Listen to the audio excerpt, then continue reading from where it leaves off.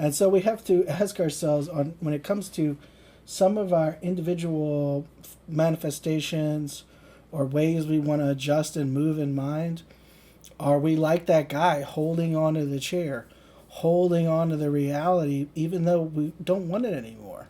Like, are we so firmly grasped onto that? Are we really abdicating our power? Because here was someone who Neville told him how to do it, and he just told you how he manifested what he manifested, right? And are we refusing to do it?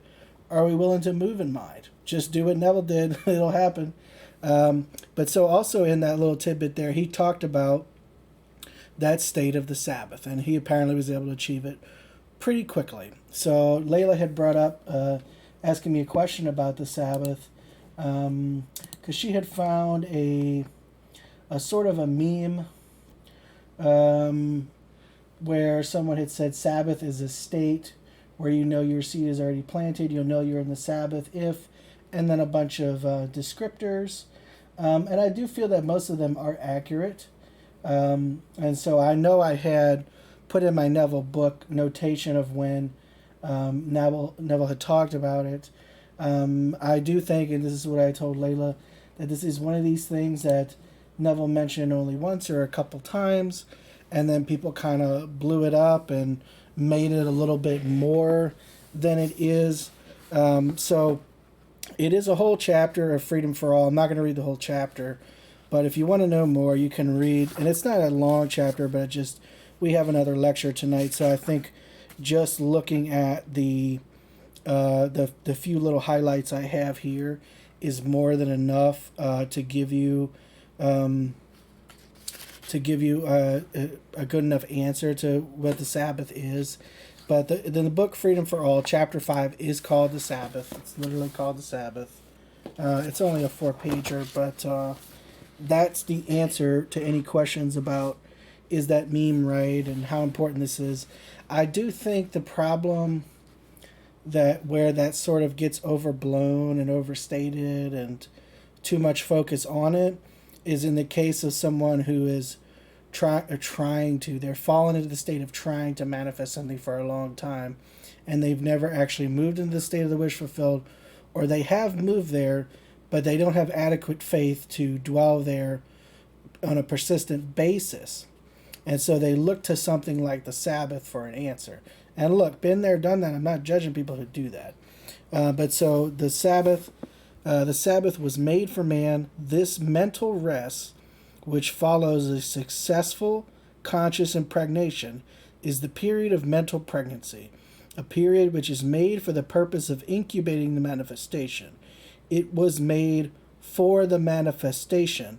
The manifestation was not made for it. Automatically, you keep the Sabbath a day of rest, a period of mental rest, if you succeed in accomplishing your 6 days of work. 6 days does not mean literally 6 days of imagining. 6 days could, as Neville just described, be one night where you so deeply dwell in this particular state that you capture it. It could be a single moment of deciding what you want to experience and knowing it's done. Like it could literally be one statement in your mind, and then automatically the Sabbath is attained. There can be no Sabbath day, no period of mental rest until the 6 days are over. And now he's going to directly explain 6 days until the psychological adjustment is accomplished and the mental impression is fully made. And as I just said, that could be one session of imagining, that could be one single thought. It might also end up being for you a period of doing it every night for a month, or affirmations all throughout the day, whatever it takes to completely capture that state. If a man fails to fully impress upon himself the fact that he now has that which he heretofore he desired to possess, he will continue to desire it, and therefore he will not be mentally at rest or satisfied. He knows by his feeling that he has the thing desired, then he automatically enters the Sabbath or the period of mental rest. So it's an automatic adjustment of mind.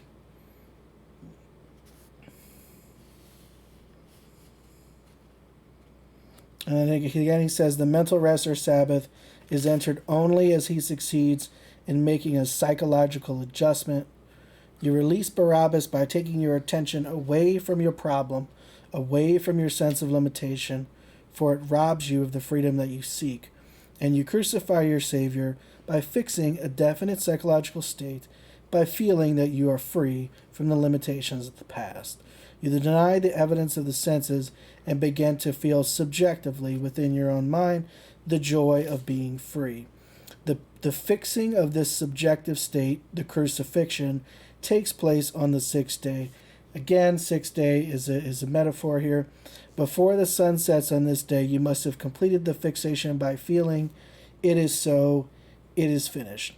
The subjective knowing is followed by the Sabbath or mental rest. You will be as one buried or entombed, for you will know that no matter how mountainous the barriers, how impassable the walls appear to be, your crucified and buried Savior, your present subjective fixation, will resurrect himself. Your consciousness is God, resting in the knowledge that it is well, it is finished. So this is an automatic movement in mind, and it simply means, have you adequately adjusted your mind, your imagination to accommodate and fix this new desired experience in mind, so much so that you no longer feel an impetus to make something happen, to keep imagining for it. It's just boom, you caught it. It's literally you caught the fish, you reeled it in, you've got it. Like, are you letting it go? Like, if you keep letting it go, then you've got to do it until you catch it. And once you successfully catch it, land it, it's automatic. You automatically put that fish on ice to be filleted and eaten later in the day. But so that was what Neville says about the Sabbath. I do think the meme she had shared with me kind of added a little bit unnecessary stuff to it, because it just simply means that you no longer feel you need to labor for it. You feel you've experienced it, and you know without a doubt that it will manifest on the screen of space. So that very quickly, I think, will answer the questions anybody had about the Sabbath. If you are someone who has been experiencing trying to catch a state for a long time and not successfully landing it, and you're sort of fixated on whether or not you've experienced the Sabbath, you have not experienced the Sabbath. It is automatic. And that one thing he said, I think is kind of crucial to understanding that relationship there.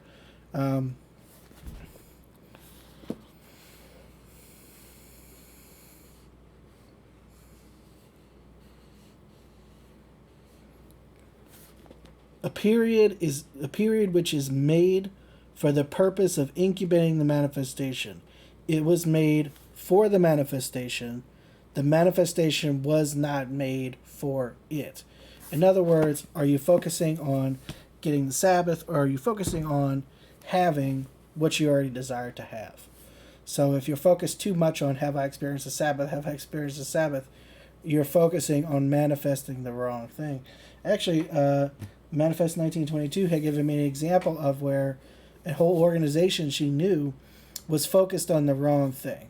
And you can do this with individual manifestations too. They were just focused on the wrong end. And in this case, that would be focusing on the wrong end. So focusing on have you achieved the Sabbath or not? No. Have you achieved the feeling of already having what you desire to have or not? You know, it's just a misplaced focus, and it's really a manifester's trap. It's not something we worried about before. We were aware of conscious manifestation, and we're actively implementing Neville's teachings in our lives. And one other thing